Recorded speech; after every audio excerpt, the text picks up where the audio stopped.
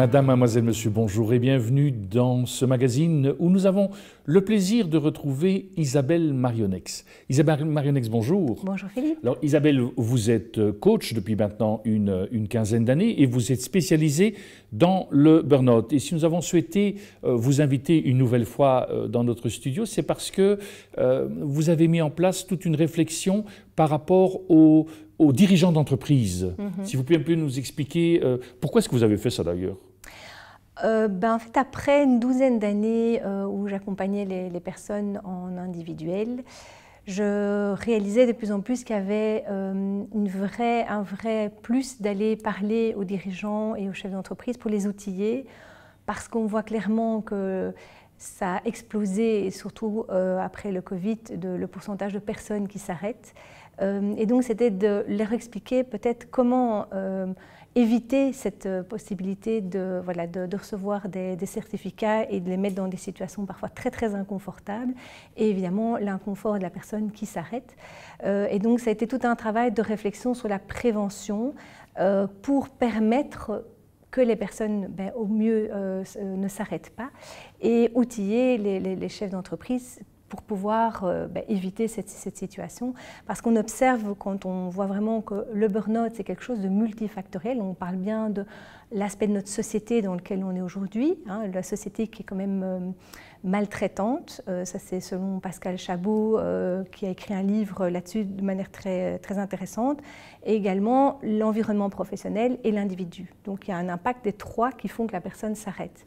Et donc, travailler avec l'individu, c'est très bien, c'est l'autonomiser, mais on voit qu'en travaillant avec l'entreprise, avec le chef d'entreprise, avec le comité de direction, il y a un impact exponentiel. Et donc, si un dirigeant met en place vraiment une approche adaptée, il y a un pourcentage beaucoup plus important d'éviter l'épuisement que de simplement rester avec l'individu et de travailler au niveau individuel.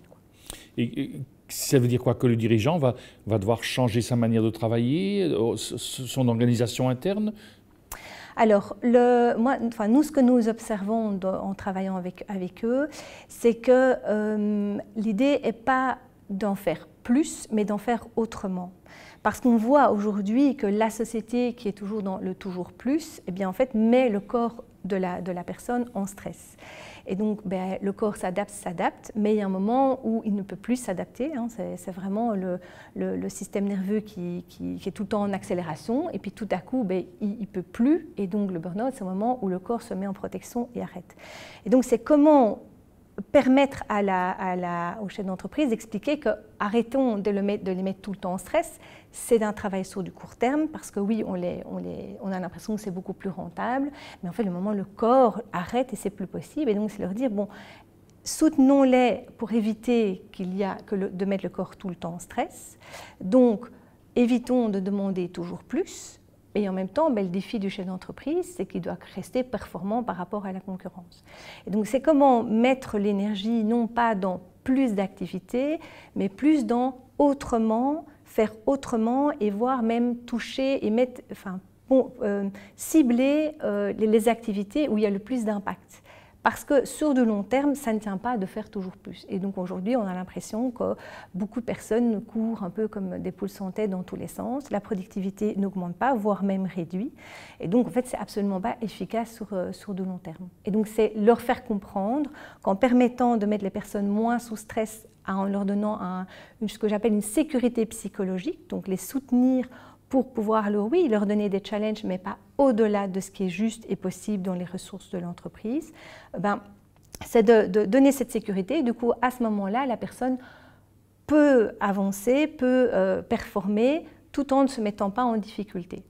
Mais le défi, c'est de sentir comment l'employeur ou le collaborateur va investir, et parfois il va surinvestir, parce que c'est notre tendance à la société.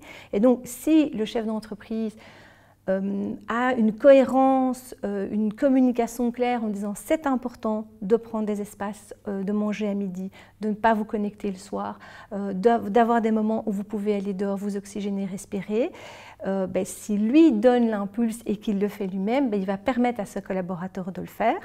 Et du coup, en fait, on se rend compte que la personne, en faisant ça, retrouve une bonne énergie, n'est plus en stress, mais donc du coup devient plus efficace. Parce qu'on observe, voilà, en comprenant comment fonctionne le cerveau et le corps, que plus on met la personne en stress, moins elle devient efficace.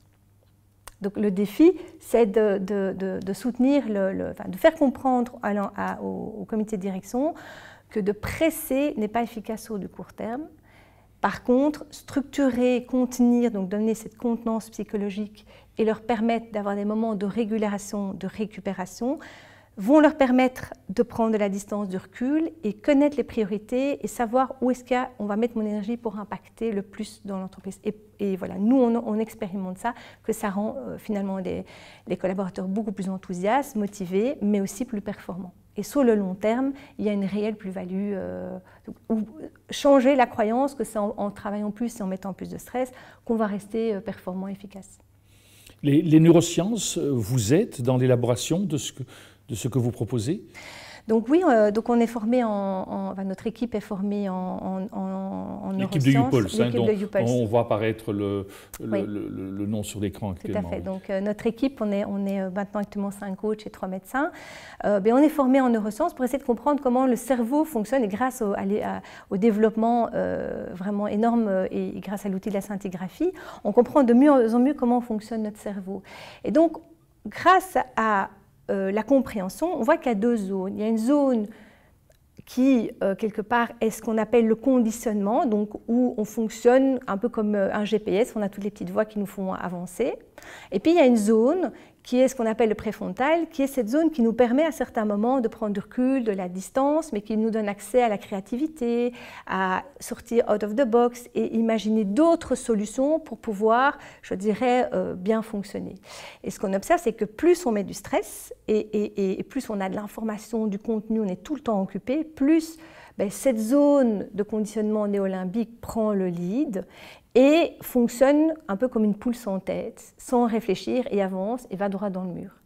Donc l'idée, c'est de permettre je dirais, à ce que l'entreprise permette à outiller le collaborateur à nourrir son préfrontal, donc cette zone où il peut prendre de la distance et du recul. Donc grâce à ça, je dirais, on peut comprendre comment aider le dirigeant ou le comité de direction à mieux accompagner ses collaborateurs en sachant que s'il donne un cadre clair, plus simple, plus structuré, plutôt que dans tous les sens, et permettre à ce que le collaborateur puisse prendre du recul, de la distance, en oxygénant le cerveau, en renourrissant le préfrontal. Donc le préfrontal, en fait, c'est une zone qui a besoin de beaucoup d'oxygène pour bien fonctionner, mais le préfrontal, c'est vraiment l'espace où on peut avoir, je dirais, cette capacité de voir les priorités et d'être, je dirais, plus performant, plus impactant. Donc l'idée, c'est de mettre en place une structure pour permettre aux collaborateurs d'aller nourrir régulièrement son préfrontal. Et des exemples concrets, c'est d'avoir des moments de stop, de régulation, donc faire des breaks, le midi s'arrêter, et le week-end c'est le week-end, parce qu'à ce moment-là, hop, le cerveau peut se réoxygéner, peut prendre de la distance et du recul, et puis il recommence et il repart en productivité, plutôt que de tout le temps avancer comme une poule sans tête dans tous les sens, et puis finalement s'épuise. Les dirigeants, comment est-ce que vous avez rencontré? Comment est-ce qu'ils accueillent votre démarche? Alors je trouve que depuis le Covid, vraiment les lignes ont bougé, ils sont beaucoup plus ouverts, soucieux, parce qu'ils voient aussi que ça impacte profondément quelque part le joie, le bien-être. Ils ont tous envie quelque part que les gens soient heureux. Je pense que profondément c'est un désir du chef d'entreprise. Et en plus, on a beaucoup parlé de la santé mentale, donc ils se rendent compte qu'aujourd'hui il faut mettre l'humain au milieu, au centre. Voilà, il y a une volonté de sensibiliser un petit peu plus, mais je les sens beaucoup plus ouverts et preneurs d'avancer dans cette démarche. Et d'autant plus quand on vient avec, nous on intervient avec des médecins, on explique ce qui se passe. Et donc c'est scientifiquement prouvable, objectivable d'avancer de cette manière-là. Et puis surtout, on a maintenant des chefs d'entreprise qui sont prêts à venir témoigner de l'impact réel, positif que ça a entraîné, non seulement dans le bien-être des équipes, mais aussi dans le chiffre d'affaires. On voit vraiment une progression. Donc ils sont de plus en plus ouverts et preneurs, ce qui était moins le cas avant le Covid. Donc peut-être rappeler, si on veut vous contacter, vous avez cette association donc, que vous avez créée qui s'appelle YouPulse. Oui, donc c'est www.youpulse.be. Et c'est aussi simple que ça. Et vous appelez sur, enfin vous tapez sur contact, vous envoyez un mail et on vous répondra avec grand plaisir. Isabelle Mariannex, merci beaucoup d'avoir pris le temps de revenir nous expliquer cette nouvelle dynamique que vous proposez pour le bien-être à la fois des collaborateurs, mais aussi de l'entreprise dans laquelle toutes ces personnes travaillent. Avec grand plaisir, Philippe. Merci à vous. Merci. Nous arrivons au terme de cette émission. Au nom de toute l'équipe qui l'a préparée, il ne me reste qu'à vous souhaiter une excellente journée et je vous dis d'ores et déjà à très bientôt.